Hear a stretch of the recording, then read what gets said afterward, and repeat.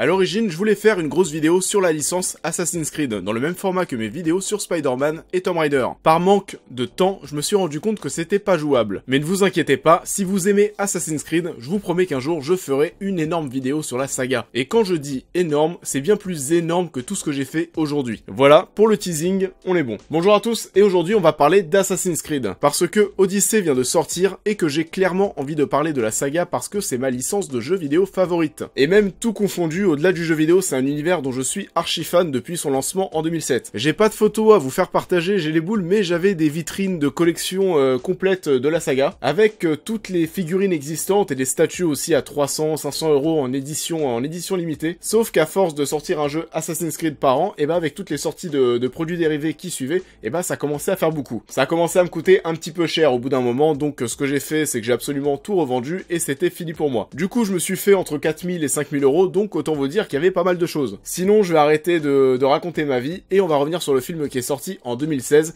Et normalement, c'est pas un secret pour vous, mais ça a fait un sacré bide. Sur lequel nous allons revenir comme d'habitude en chiffres et aussi avec certaines théories que je vais avancer qui pourraient expliquer potentiellement le non-succès du film. Déjà avant de débuter, et je vais peut-être vous étonner, mais ce n'est pas la première fois qu'un métrage sur l'univers d'Assassin's Creed voit le jour. En effet, nous avons eu Assassin's Creed Lineage en octobre 2009 qui était une série de plusieurs courts-métrages dont le premier a été diffusé sur YouTube quelques semaines avant la sortie d'Assassin's Creed 2. L'histoire nous racontait les origines de ce dernier et nous suivons tout simplement Giovanni Auditore, le père d'Ezio, qui était le héros du jeu. En vrai, c'était pas si mal, mais ça ciblait surtout les fans de la licence. Vous avez l'occasion de retrouver ça sur YouTube. Ça dure 35 minutes en tout, donc si vous avez envie de voir ça, eh ben n'hésitez pas. En 2010, nous avons eu Assassin's Creed Ascendance qui nous présente l'ascension de Cesare Borgia entre les jeux Assassin's Creed 2 et Brotherhood. Une façon de toucher à un court-métrage d'animation pour la première fois, avant qu'en 2011 arrive Assassin's Creed Embers, de même sous forme de court-métrage d'animation, avec plus d'ambition et qui avait la tâche de conclure la fin de la vie d'Ezio Auditore 12 ans après les événements de notre assassin préféré dans Assassin's Creed Révélation. De même, ce court-métrage est destiné aux fans, et je dois dire que celui-ci reste un excellent souvenir. Déjà dans un premier temps parce qu'il s'agit de la conclusion de la vie d'Ezio, et dans un second temps aussi parce que le court nous introduit Shao Jun, une femme assassin venue d'Asie pour faire appel à Ezio et à son savoir. C'était en quelque sorte l'introduction d'un potentiel futur univers Assassin's Creed qui se déroulerait en Asie. Nous avons retrouvé Shao Jun dans Assassin's Creed Chronicles China, qui était un jeu d'action infiltration plateforme en 2015. Mais bon, entre nous, on attend tous un gros jeu Assassin's Creed qui se déroulera au Japon. Ça arrive, je sais pas quand, mais ça arrivera. Bon allez, on se penche sur le film qui est sorti en 2016. Le film Assassin's Creed, sorti en 2016, est réalisé par Justin Kurzel. On nous raconte l'histoire de Callum Lynch, condamné à mort qui va être forcé de revivre les aventures de son ancêtre Aguilar durant l'Espagne du XVe siècle. Callum va découvrir qu'il est issu d'une mystérieuse société secrète, les Assassins, dont il va assimiler les compétences pour affronter dans le temps présent une autre redoutable organisation, l'Ordre des Templiers. Grosso modo, on se rapproche beaucoup du scénario du tout premier jeu Assassin's Creed qui était sorti en 2007 et c'est normal. Alors,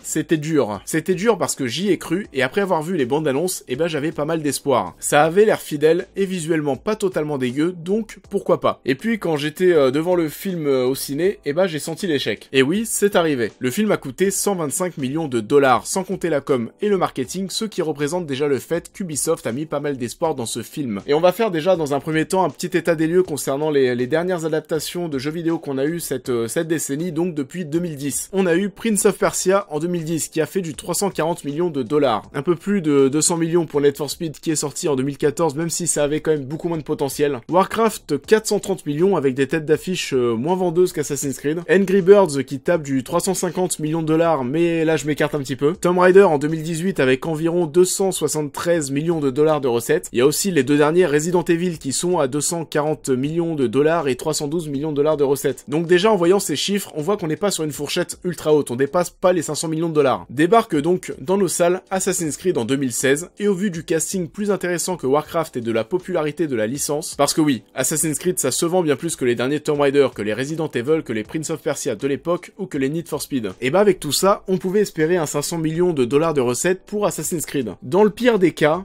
400 millions, on prend. Mais le problème, c'est qu'Assassin's Creed, ça a tapé du 240 millions de dollars. Et ça fait ultra mal, et même si on s'attendait pas à un énorme succès, on s'attendait pas à un beat pareil. Du coup, je me suis arrêté sur 3 points qui pourraient expliquer oui ou non le non-succès du film. Je vais parler dans un premier temps du casting. Alors là, vous allez peut-être déjà vous dire que je déconne parce que le casting est top. Et oui, je le confirme, le casting est vraiment top. Michael Fassbender est un de mes acteurs favoris. Jeremy Irons, c'est pas le premier des peintres que tu trouves dans la rue. Une bonne touche française avec Marion Cotillard, Ariane Labeb et Denis Ménochet. On l'oublie parfois, mais Charlotte Rampling est aussi dans le film. Enfin voilà, il y a de quoi faire, c'est un beau casting et c'est même un des plus beaux castings qu'on ait eu pour une adaptation de jeu vidéo. Pourquoi ça n'a pas pris? Je pense qu'au-delà de tout ça, tous ces acteurs qui sont bien sûr très talentueux, c'est pas forcément des gens qui ramènent du monde en salle. Charlotte Rampling et Jeremy Irons, ils ont pas forcément communiqué dessus. Les Français au casting, ça va nous toucher nous. D'ailleurs, en 2016, le film avait fait un excellent démarrage en France où il s'était classé 10e ou 11e meilleur démarrage de l'année. Mais à l'étranger, je pense que nos petits Français qui sont dans le film, tout le monde s'en fout. Du coup, il nous reste surtout Michael Fassbender, et pareil, je me suis arrêté sur les chiffres de ces films durant cette décennie. J'exclus bien évidemment les films X-Men, le but c'est de prendre des films qui sont portés par Michael Fassbender pour voir son impact sur le box-office. Donc, du plus ancien au plus récent. Shame, 17 millions. Ça commence déjà pas très haut. Bon allez, on compte Prometheus, 400 millions. Même s'il y a aussi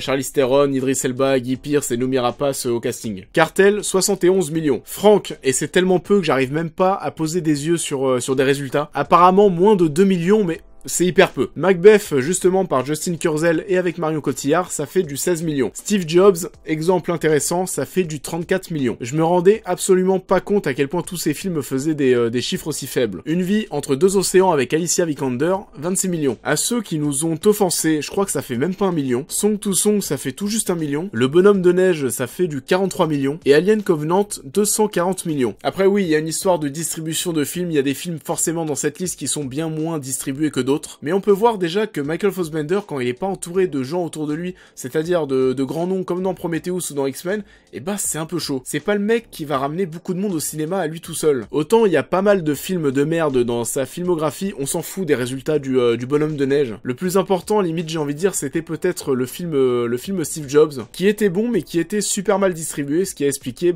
ses faibles scores. En tout cas, on peut peut-être conclure que le casting d'un point de vue commercial n'était peut-être pas prêt à porter un film de cette ampleur. On a tout récemment eu le même cas avec Valérian qui a coûté horriblement cher mais qui était porté par un duo d'acteurs pas forcément bankable, donc ça a fait mal. Star Wars 7 c'est un contre-exemple parce que les acteurs étaient dans le même cas et c'était pas forcément connus avant que le film sorte, mais là on a un titre, on a Star Wars et quoi qu'il arrive, qu'importe les gens que vous allez mettre dedans, on allait avoir des gens qui allaient se déplacer en masse au ciné. Et c'était pas le cas pour Assassin's Creed visiblement. Deuxième point, la complexité du film. Donc oui, là ça va être très subjectif, mais il y a beaucoup de personnes qui se sont ennuyées devant le long métrage. À mes yeux, le film n'est pas chiant, c'est pas du full action, il faut poser l'univers, c'est le début. Et poser un univers et un concept comme Assassin's Creed, ça se fait pas en 10 minutes. Personnellement, et en connaissant bien l'univers, il y a des moments où je me disais que ça allait même trop vite. Trop vite sur la présentation de l'univers, sur le concept d'Assassin's Creed et sur la présentation de l'Animus. Pour ceux qui ne le savent pas, l'Animus est la technologie permettant à un humain de revivre les événements de ses ancêtres via son ADN. Sauf que dans les jeux, il s'agit simplement d'une techno sur laquelle il suffit de s'allonger. Mais dans le film, l'Animus se présente sous la forme d'un bras articulé, présentant Michael Fassbender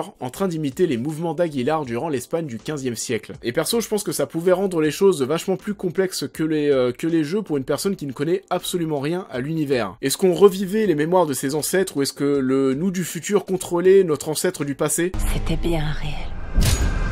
C'est compliqué d'adapter Assassin's Creed en film, on parlait déjà d'une trilogie qui ne verra certainement pas le jour, mais le film aurait pu ou dû prendre plus le temps de poser son univers. Mais là encore, ça veut dire faire un film quand même assez plat et s'écarter encore plus de la cible que le film aurait dû toucher. D'ailleurs, Michael Fassbender a lui-même annoncé que le film s'était peut-être trop pris au sérieux, que ça pouvait expliquer à la fois son échec commercial et son échec artistique. Et donc avec ce sérieux et cette complexité qui ont été mis en place, le film a certainement dû, comme je l'ai dit, louper sa cible. Dernier point, la mauvaise image des jeux vidéo. Et alors là, on est dans la théorie et l'hypothèse pure. Pour revenir aux chiffres qu'on a évoqués en tout début de vidéo sur les chiffres de résultats au box-office des adaptations de jeux vidéo de ces dernières décennies, on se rend compte que passer les 500 millions de dollars de recettes, c'est hyper compliqué. On voit même que la plupart du temps, ça se tient entre 200 et 350 millions. J'ai l'impression que les adaptations de jeux vidéo vont toucher dans un premier temps bien évidemment les joueurs, mais que ça ne va pas au-delà. On part sur un autre sujet, mais le jeu vidéo a encore aujourd'hui une image assez néfaste auprès de certaines personnes. C'est parfois pas pris au sérieux et c'est considéré comme dangereux, que ce soit pour la santé ou pour la vie sociale. Ça dépend des pays, c'est pas partout pareil, mais j'y vois quand même un problème culturel. Parce que oui, pour beaucoup de personnes, le jeu vidéo c'est un grand non. Et j'ai l'impression que ça se ressent aussi dans les chiffres du box-office. Parce que c'est assez intriguant de voir que ces adaptations font pour la plupart quasiment les mêmes résultats. J'ai vraiment cette impression que le grand public se désintéresse majoritairement d'un film s'il apprend qu'il s'agit d'une adaptation de jeu vidéo. Parce que le jeu vidéo n'est pas forcément pris au sérieux, ou alors on considère que c'est pour les gosses. Et ça me rend fou de voir des phrases comme ça sortir de ma bouche en 2018 parce que c'est tellement bête comme idée. On va parler d'autres choses ensuite, mais c'était les 3 points que je voulais mettre en avant pour potentiellement expliquer le non-succès de ce long métrage. Comme d'habitude, vous me dites si vous êtes de mon avis et si vous voyez aussi d'autres choses. Est-ce que la suite d'Assassin's Creed arrivera? Bon alors là, je peux me tromper, je pense qu'on peut prier tous les jours, mais ça n'arrivera pas. Mais on parle de quelque chose de bien plus intéressant, et même s'il n'y a rien d'officiel, Assassin's Creed pourrait revenir sous la forme d'une série. Et ça serait beaucoup mieux. En voyant le film, je me suis vraiment rendu compte à quel point c'était chaud de poser cet univers en si peu de temps. Les jeux vidéo, t'as plus de temps pour le faire, ça peut s'étaler sur plusieurs dizaines d'heures. Et adapter Assassin's Creed en série, ça me paraît bien plus intelligent et intéressant en termes de rythme. Pour ma part, ce projet c'est toujours non officiel, mais c'est un grand oui, et j'espère qu'on aura une série Assassin's Creed. Et pas un truc de merde, un truc qui va avoir de l'ambition et de la gueule comme la série The Witcher qui va arriver avec Henry Cavill. Parce que Assassin's Creed a un potentiel de malade. On l'a très vite vu avec le second opus, et Ubisoft le sait très bien. Même si, et avec les théories que j'ai pu avancer, j'ai toujours du mal à comprendre à quel point le film s'est planté. En faisant cette vidéo, j'ai pas mal réfléchi et je me suis demandé si ce format pourquoi ça a merdé, ça pourrait pas devenir une des playlists de la chaîne. Où on pourrait revenir sur plein de films, pas forcément en rapport avec des jeux, ou alors même des jeux pas en rapport avec des films. Mais voilà, j'ai pensé à ça, dites-moi ce que vous avez pensé de la vidéo, si ça vous intéresse, si vous avez envie de revenir sur d'autres œuvres avec des chiffres comme je le fais d'habitude. Tout ça pour rentrer dans de l'analyse et essayer de comprendre pourquoi est-ce que quelque chose n'a pas marché. Ça m'est un petit peu venu comme ça durant la vidéo, donc j'attends vos retours. Comme d'habitude, n'oubliez pas de liker la vidéo avant de vous en aller, et pour les nouveaux, n'oubliez pas de vous abonner parce qu'il y a plein d'autres vidéos qui vont arriver, on va parler de cinéma et de jeux vidéo. A très vite, je retourne en Grèce avec Assassin's Creed Odyssey, donc salut!